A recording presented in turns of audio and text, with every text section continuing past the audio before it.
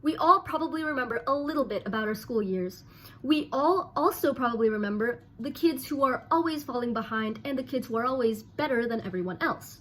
This speech will attempt to put you in the shoes of those kids as well as their parents just for a moment, just so you can see the way things are in their perspective. Today, I stand here for the abolition of primary and middle school years that group children based on age, grouping them instead by intelligence and competence. So let's set the scene. Right now, schooling, especially primary and middle schools, are based on age. This is unfair to those who possess a higher level of intelligence in certain fields of education, as well to those who possess a lower level of intelligence in certain fields of education. Children who are more competent and intelligent are forced to learn things they already know. Meanwhile, kids who possess less competence and intelligence are forced to learn things that they don't yet fully understand. The current status quo does not help anyone. So, how do we fix this problem? I suggest grouping specific classes by intelligence and competence level. Instead of grade 1, grade 2, etc., I propose a system quite similar to that of the American high school system. With below average classes, i.e. one level below the skills you're supposed to possess, normal classes, intermediary classes, and upper intermediary classes. Each student would have to take an entrance exam for each class. If they qualify, they are allowed to enroll.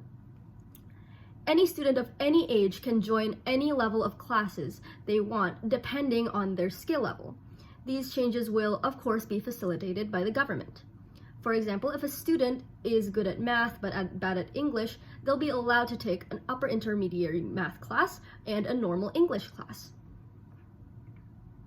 So this leads me to my two arguments. First of all, a practical argument that this system would speed up the education process for children, therefore reducing education costs for families.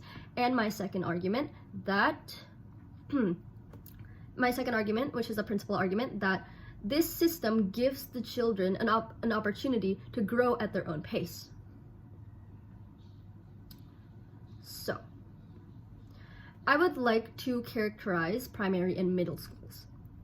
Their job is obviously to educate children and to prep them for high school. However, education, especially good education, is incredibly expensive for some families.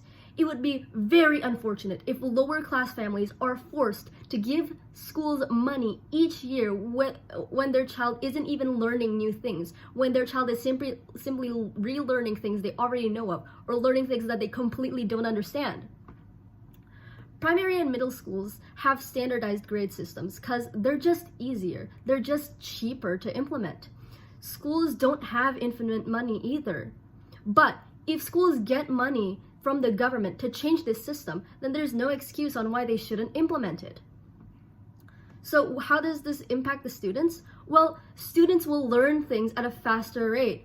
Therefore, their families can pay less money for their primary and middle school education. Schools don't even have to spend money on these classes and facilities, as the government will handle it for them. Who does this benefit? Well, it benefits the students with higher intelligence and competence, who get to graduate school earlier, as well as their families, who now don't have to pay for a full 9 years of primary and middle school education. Education is very important, and it would be very, very unfortunate if families had to go bankrupt to pay for education that their child already knows. That would be insane. Moving on to my second argument, that this system will give the kids an opportunity to grow at their own pace. I would first like to characterize the children who are supposed to be who we would put in this system. So children, they all have their own skill set. Some children are good at one thing, but not at the other things. For example, children who are good at arts or music, but not good at math. It happens. Some kids learn a few things quicker than some other kids, and vice versa. Children aren't a monolith. Adults don't have the same level of intel and competency, so why do we assume that children do? They're just mini adults, are they not? This is not how it's supposed to be done. You can't group all children into one group just based on their age, because age does not equal intelligence.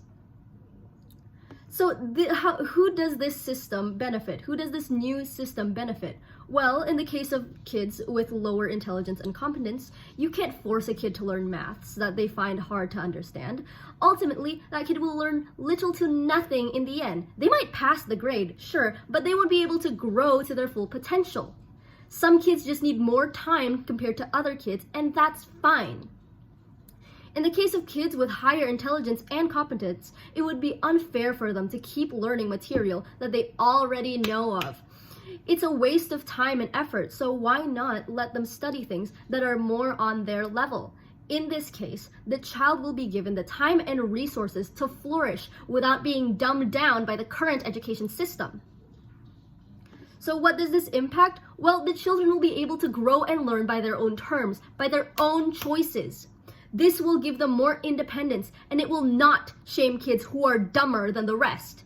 This will also change the current mindset that kids have to know a certain thing by a certain age, therefore making people realize that it's fine to be a late bloomer. It's fine to not know the same things as your peers. It's fine to be different, and it's fine to be human.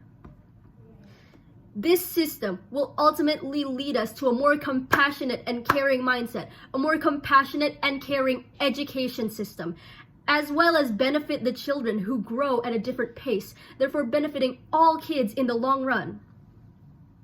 In conclusion, primary and middle school classes should not be split up by age, but by their skill level, because it will not only benefit children, but their parents as well.